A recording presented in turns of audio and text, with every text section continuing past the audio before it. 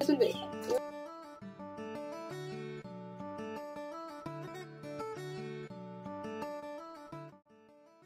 Morning, সবাইকে জানাই আমার অনেক ভালোবাসা, সেই সঙ্গে বড়দের আমার প্রণাম। আশা করি তোমরা সবাই ভালো আছো, আর যে যেখানে আছো ঈশ্বরের কৃপায় সুস্থ আছো। আজ হলো 24শে নভেম্বর, বারটা হলো রবিবার। সকালবেলায় ঘুম থেকে উঠে আমি রান্নাঘরে এসে বসে সবে গরম জল খাচ্ছি, এমন সময় দেখছি কাকিমা অক্কবাবুকে নিয়ে হন্তদন্ত হয়ে আমার ঘরের দিকে এলো। এসে আমাকে বলছে, অক্ককে ধরো। এদিকে আমার সবে ঘর দুটো ঝাড় দেওয়া হয়েছে। জল খেয়ে ভাবলাম বাসি কাপড়টা কাচতে যাব বা একবারে স্নান করে নেব।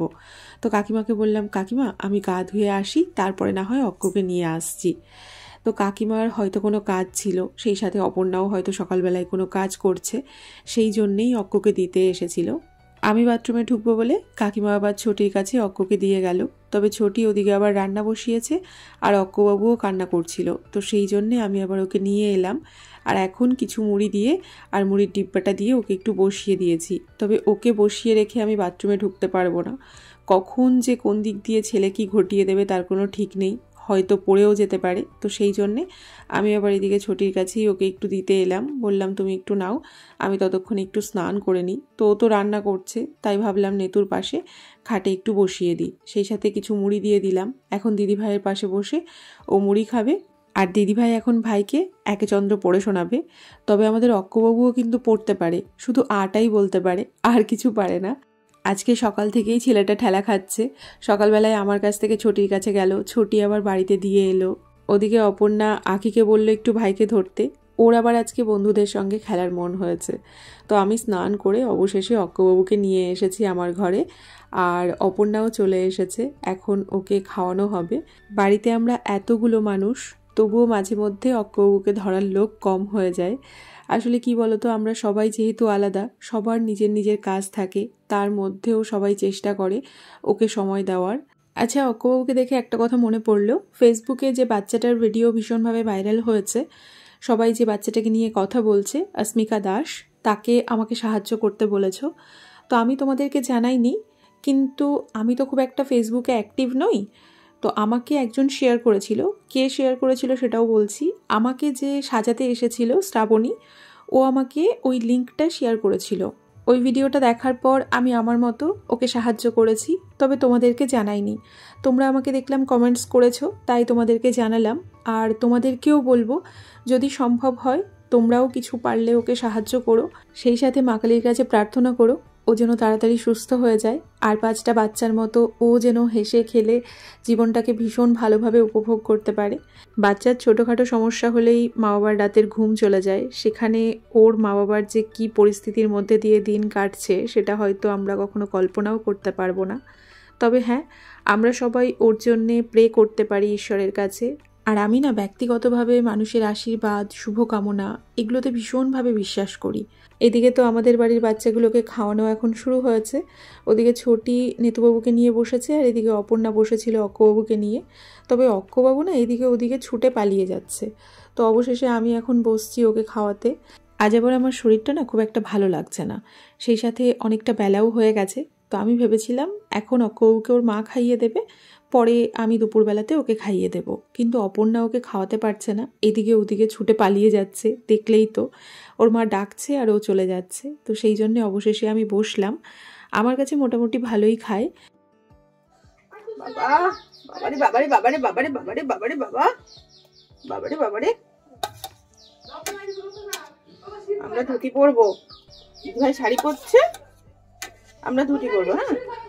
হ্যাঁ, শীততলা পরিষ্কার হয়নি, সে ধানের ইয়ে আছে না,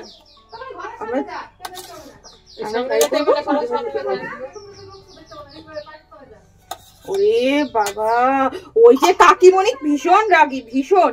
তোমার কাকিমণি দিদিভাইকে সকালবেলায় দম দম করে দিয়েছে। কাকিমণি দিদিভাইকে সকালবেলায় দম দম করে দিয়েছে একদম। খাও বাবা, জলটা নিয়ে দুষ্টামি করে না বাবা, একটু নিল না জল। কাকিমণি দিদিভাইকে সকালবেলায় কিন্তু দম দম করে দিয়েছে, তুমি কিন্তু একদম ওয়াক তুলবে না। দেখছো কি দুষ্টামি? কে? ও মাসিমণিরা দেখছে, আমি তো ভুলেই গেছি। মাসিমণিরা দেখছে আমাদের, ওর মনে আছে, আমি তো ভুলেই গেছি। ওদিক থেকে মাসিমণিরা দেখছে, দু একটা গোটা আসছে তো সেটার জন্য এরকম করছে।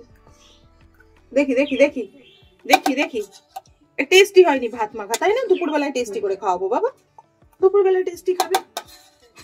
এখন যা হয়েছে কেন কেন কেন কেন? ওরে বাবা, তোমার মা কিন্তু ভীষণ লেগে যাবে এবার, মা কিন্তু ভীষণ লেগে যাবে। সাথে না মুসুরির ডালটা ভালো সিদ্ধ হয়নি, কেমন দানা ছিটে দিতে হইতো। বাবা বাবা, যে আমার খিদে পেয়েছে, যে মা খাবে, তুমি জানো না যে আমার খিদে পেয়েছে বাবা? কই মুখ দেখতে পাচ্ছি না তো। না না না না না না। অক্কবাবুকে খাওয়াতে খাওয়াতে আজকে যে ভয়টা পাচ্ছিলাম সেটাই হলো।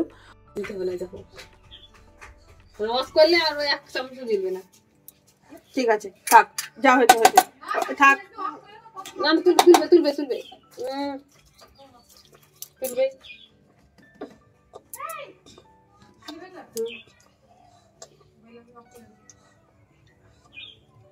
তুলবে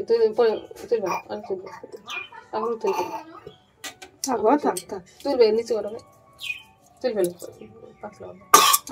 থাক থাক থাক। ভাতটা খুব একটা হয়নি, ভাতের থেকেও ডালটা হয়নি, ডালটা ভালো না একদমই। ডালগুলো সব দেখো গোটা গোটা, কিচ্ছু হয়নি কিচ্ছু হয়নি, সব ঠিক আছে। আচ্ছা থাক থাক থাক। অক্কবাবু তো আজকে পুরো খাবারটাই তুলে ফেলেছে। এই মুহূর্তে ওর পেটে তো আর কিছুই নেই।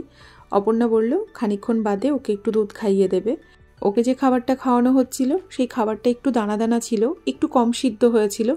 সেই সাথে আমারও ভুল ছিল, ও যখন খেতে চাইছিল না তখন আমাকে লাস্ট চামচটা ওকে দিতে হতো না। যদি না দিতাম তাহলে হয়তো বমিটা করতো না। তো আমার তো মনটা একদম খারাপ হয়ে গেছে যে বাচ্চাটা বমি করে দিল। এদিকে আমি আগে দুপুরের জন্য ভাতটা বসিয়ে দিলাম যাতে অক্কবাবু ঠিকঠাক টাইমে খাবারটা পায়। আমার তো রান্না করতে দুপুরে একটু দেরি হয়, তবে আজকাল অক্কবাবুর জন্য একদম ঠিকঠাক টাইমে রান্না করার চেষ্টা করি। মানে জীবনে একটা তাড়া এসেছে, যবে থেকে অক্ক আমার সঙ্গে দুপুরবেলায় খাওয়া শুরু করেছে তবে থেকে মাথার মধ্যে একটা জিনিস ঘোরে যে বাচ্চাটা খাবে তাড়াতাড়ি রান্না করতে হবে। আগে এই তাড়াটা ছিল না, ভালোই হয়েছে। তবে আজকে আমার সকাল থেকে খাবার খেতে অনেকটা দেরি হয়ে গেল। প্রত্যেক দিনই দেরি হয়, তবে আজকে একটু বেশি দেরি হয়ে গেল। তো ওদিকে আমি একটুখানি মুড়ি মেখেছি, সেই সাথে একটু চা বানিয়েছি। আর এখন ভাবছি মাছটাকে আগে একটু বাইরে বের করে রাখি, এটা মোটামুটি নর্মাল টেম্পারেচারে চলে আসবে, ততক্ষণে আমার খাওয়াও হয়ে যাবে। তো তোমাদের বলেছিলাম না আজকাল আমি ছোট ছোট কন্টেনারে মাছগুলো রাখি। এই যে আজকে 2টো কন্টেনার বের করে নিয়ে এসেছি। আর ওদিকে মাছটা ভিজিয়ে আমি এখন চা মুড়ি নিয়ে বসে পড়েছি। ভেবেছিলাম আজকেও স্যান্ডউইচ বানাবো, তার জন্যেই কালকে পনির বানিয়েছিলাম, কিন্তু আজকে আর স্যান্ডউইচ বানানো হলো না কারণ আজকে আর সময় নেই। তো আমি এদিকে মুড়ি খাচ্ছি আর এদিকে ছোটি এখন ভাত খেতে বসেছে। তো আমার রান্নাঘরের দরজাতে একটু রোদ আসে, তো সেই রোদে বসেই ছোটি খাওয়ার চেষ্টা করছে, কিন্তু রোদটা আজকে এখনও আসেনি। তো ছোটির ভাত খাওয়া হয়ে গেছে আর তারপরে খাওয়া শুরু করেছে সিঙ্গারা। কালকে সিঙ্গারা এনেছিল, সেই সিঙ্গারাটা রেখে দিয়েছিল আজকে খাবে বলে। এমনিতেই ওর একটু পেটের সমস্যা আছে, ডাক্তার ওকে অনেক কিছু খেতে মানা করেছে, যেমন ফুচকা, সিঙ্গারা, তার উপরে সিঙ্গারা আবার বাসি করে খাচ্ছে। আমি কালকে ওকে বললাম সিঙ্গারাটা খেয়ে ফেলো, রেখো না। আজকে আবার আমাকে বলছে মেজদি খাবে, আমি বললাম না তুমি খাও। তো এদিকে আমি ঘরে চলে এসেছি আর এখন মূলো শাক নিয়ে বসেছি মূলো শাকগুলো বাছার জন্যে।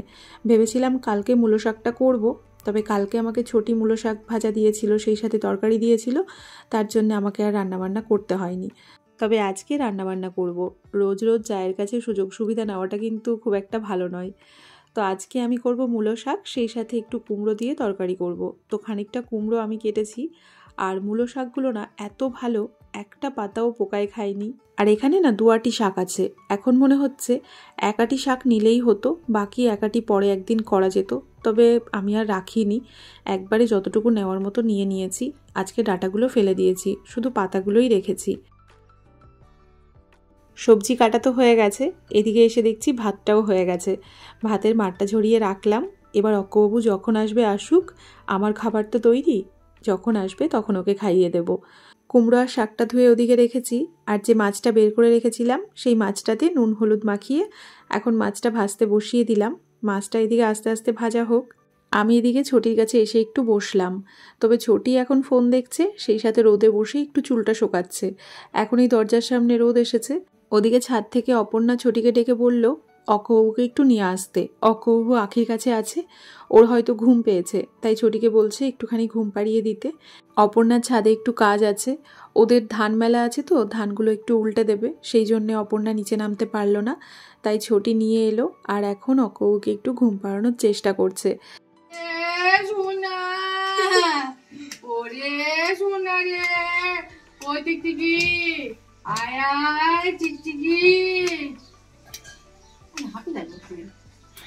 আমার শ্বাস ফুলে যায়, তাই না বলো? আমাদের অক্কবাবুকে ঘুম পাড়াতে গেলে অনেক বকবক করতে হয়, যতক্ষণ ও না ঘুমোবে ততক্ষণ বকে যেতে হবে, সেই সাথে ও গান করবে। তো আমি এদিকে ছাদে চলে এসেছি। কালকেরে আজকেরে কিছু ভেজা জামা কাপড় ছিল, সেগুলো যে মেলতে হবে আমি ভুলেই গেছি। জামা কাপড় না মেলেই অক্কর কাছে বসে পড়েছিলাম ওকে খাওয়াতে। এদিকে এডিট করতে বসে দেখছি এখানের এই ভিডিও ক্লিপটা কেমন কালো হয়ে গেছে। দেখে মনে হচ্ছে না সন্ধ্যাবেলায় ছাদে এসেছি, কিন্তু না, এখন রোদও আছে, সেই সাথে দুপুরবেলাতে আমি জামা কাপড় মেলতে এসেছি। ওই যে ওদিকে অপর্ণা ধানগুলো এখন উল্টে দিচ্ছে আর আমি এদিকে জামা কাপড় মেলছি। ছাদে তাড়াতাড়ি করে জামা কাপড়গুলো দিয়ে নিচে চলে এসেছি। এই সামনে দেখছি একজন পেয়ারা বিক্রি করতে এসেছে আর সবাই ওনার কাছ থেকে পেয়ারা নিচ্ছে। অপর্ণা বলল এনার পেয়ারা খুব ভালো হয়, তো ওর কথা শুনে আমিও কিছু পেয়ারা নিতে এসেছি। অপর্ণাও এদিকে আখিকে পাঠিয়েছে নেওয়ার জন্যে। অপর্ণা বলল ওরা মাঝে মধ্যেই নেয়, তো আমি যেহেতু প্রথম দিন নিচ্ছি তাই আমি 500 মতো নিলাম। পেয়ারা খেতে আমার বেশ ভালোই লাগে, তবে মাঝে মধ্যে একটু ভয় লাগে, কারণ আমার না পেয়ারা খেলে দাঁত টক হয়ে যায়। জানি হয়তো কথাটা শুনলে তোমরা হাসবে, কিন্তু সত্যিই আমার দাঁত টক হয়, আর তারপরে আমি আর কিছু খেতে পারি না। আর পেয়ারা, শশা এগুলো খুব একটা আমি ভালো বুঝে কিনতে পারি না। শশা কিনলে অর্ধেক শশা ফেলা যায়, কারণ তেতো হয়, আর পেয়ারাতেও সেই দাঁত টক হয়ে যায়।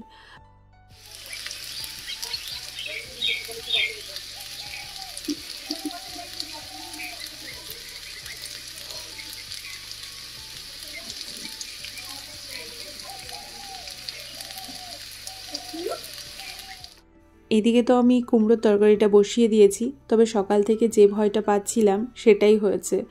কিছুক্ষণ আগেই মান্থলি পেইন শুরু হয়েছে, যার জন্য শরীরটা আমার হঠাৎ করেই ভীষণ খারাপ করছে।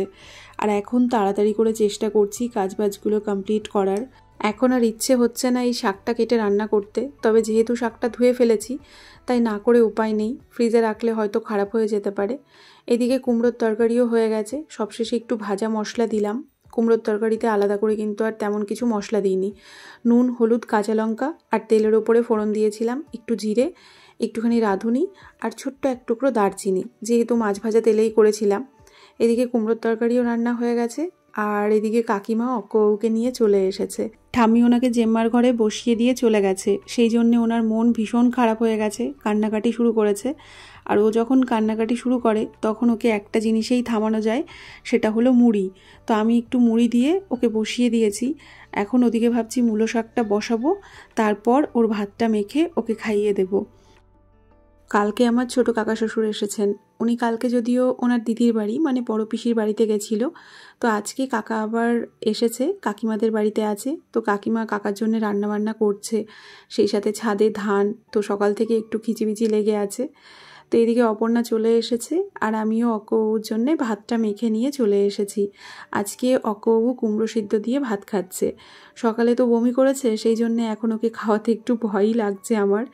অক্কবাবুকে ওর বাবা ভীষণ ভালোবাসে। অক্ক যদি একটু কান্নাকাটি করে ওর বাবা তো ভীষণ রেগে যায় ওর মায়ের ওপরে, কেন ছেলে কাঁদছে।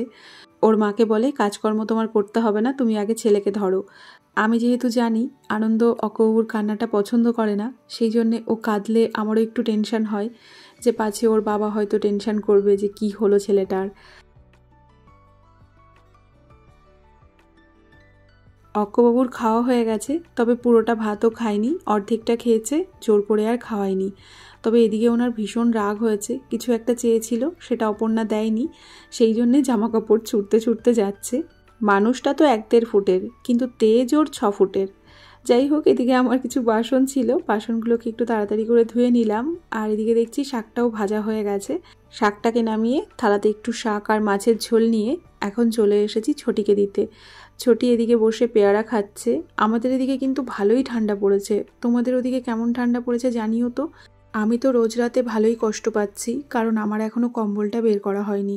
কোথায় যে রেখেছি আমার মনেও পড়ছে না। ভেবেছিলাম ঠান্ডা পড়ার আগে হয়তো মণ্ডলবাবু চলে আসবে, ওকে দিয়ে এই কাজটা করাবো, মানে কম্বলটা বের করে ওকে দিয়ে একটু রোদে দেওয়াবো। তবে কাজটা মনে হচ্ছে আমাকেই করতে হবে। তো এদিকে কিছু জামাকাপড় আবার ভেজানো ছিল, সেই জামাকাপড়গুলোকে আমি একটু কেচে দিলাম। তো কাজ আমার শেষই হচ্ছে না, কখন থেকে ভাবছি এবার কাজ শেষ হবে। তো যাই হোক, কাজ তো শেষ হয়েছে, আর এবার দুপুরের খাবারটা নিয়ে বসে পড়েছি খেতে। খাবারটা একটু খাই। কালকের ওই যে উচ্ছে আলু ভাজা ছিল, সেই সাথে আমি যে তরকারি রান্না করেছি সেটা খানিকটা নিয়েছি, সেই সাথে শাক ভাজাও নিয়েছি। আজকে আমার খাবারটা নিয়ে খেতে বসতে ইচ্ছে হচ্ছিল না, মনে হচ্ছিল গিয়ে শুয়ে পড়ি। তবে যখন মানুষ একা থাকে না, তখন সবটা তাকে নিজেকে বুঝে করতে হয়। এখন যদি আমি খাবারটা না খেতাম তাহলে আমার আর হয়তো খাওয়াই হতো না। 2-1 মাস খুব ভালো কাটে, আমার খুব একটা সমস্যা হয় না। আর 2-1 মাসে এতটাই সমস্যা হয় যে আমি দাঁড়িয়ে থাকতে পারি না। তো এই মাসে আমার সমস্যাটা একটু বেশি হচ্ছে। যখন ছাদে জামাকাপড় মেলতে গেছিলাম তখন তো আমি জামাকাপড় নিয়ে খানিকক্ষণ একটু বসেছিলাম, তারপর জামাকাপড় মেলতে শুরু করেছিলাম। তবে এখন নিচের কাজবাজ সেরে চলে এসেছি ছাদে। তো ছাদে আসার পর ছোটি আবার আমাকে একটু ডাকছে, অক্কবাবু কী করছে সেটা দেখার জন্যে। এদিকে ছোটি জামাকাপড় নিতেই এসেছে। তো দেখি চলো কি করছে ও। ওই দেখো, ঝাড়ু হাতে ঝাড় দিচ্ছে, সেই সাথে ওর দিদিরা এখানে খেলা করছে। আর ওই দেখো, ওদিকে বস্তাতে সব ধান রাখা আছে, ওগুলো কাকিমা সব সিদ্ধ করবে। আর কিছু ধান সিদ্ধ করে ছাদে মেলা আছে, সেগুলো অপর্ণা এখন আসবে জড়ো করার জন্যে। তো সবাই তো সবার মতো খেলা করছিল, কী যে খেলা করছে ওরা সেটা তো আমি বুঝতে পারছি না। কেউ দেখছি শুয়ে আছে, আবার কেউ বসে আছে। তবে খেলতে খেলতে আজকে অনেক বড় একটা অঘটন ঘটে যেতে পারতো। ওরা লক্ষ্যই করেনি যে অক্ক ওদের পেছনে আছে। তো আমি হঠাৎ করে তাকিয়ে দেখছি অক্ক ওদের পেছনে। আমি ওদের ডেকে বলছি যে ভাই তোমাদের পেছনে গেল। ডেকে বলতে বলতে ওরা ভাইয়ের উপরে পড়ে গেছে, তবে খুব বেশি লাগেনি ওর।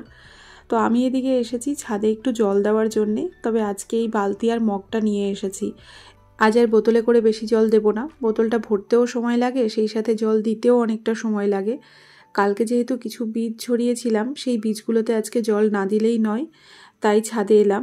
ছাদ থেকে নিচে গিয়ে আমি আর ভিডিওটা কন্টিনিউ করতে পারিনি, যেহেতু ভয়েস ওভারটা পরে দিচ্ছি তাই তোমাদের বলছি। ছাদ থেকে নিচে গিয়ে আমি একটু শুয়ে পড়েছিলাম। তো সন্ধ্যাবেলায় কাকা এসে আমাকে ডাকলো, মানে ছোট কাকা। তো কাকা এসেছিল আমাকে একটা সিঙ্গাড়া দেওয়ার জন্যে। কাকার আনা গরম গরম একটা সিঙ্গাড়া খেলাম, তারপরে সন্ধ্যাবেলায় একটু চা করে খেয়েছিলাম। আর রাত্রিবেলায় যে খাবারটা রান্না করে রেখেছিলাম সেটাই খেয়ে নিয়েছিলাম। তো এদিকে আমার গাছে জল দেওয়া হয়ে গেছে, এখন এই জামাকাপড়গুলো নিয়ে আমি নিচে যাব। ওদিকে ছোটি দাঁড়িয়ে দাঁড়িয়ে অপর্ণার সাথে গল্প করছে। অপর্ণা ওদিকে ছাদে এখন ধানগুলোকে গোছাচ্ছে, সেই সাথে এখন এই ধানগুলোও গোছাবে। আর ছোটি দেখছি আমারও কিছু জামাকাপড় ওদিককার তুলে নিয়েছে। তো চলো আজকের মতো ব্লগটা তাহলে এখানেই শেষ করি। তোমরা সবাই সাবধানে থেকো, নিজেদের খেয়াল রেখো। টাটা।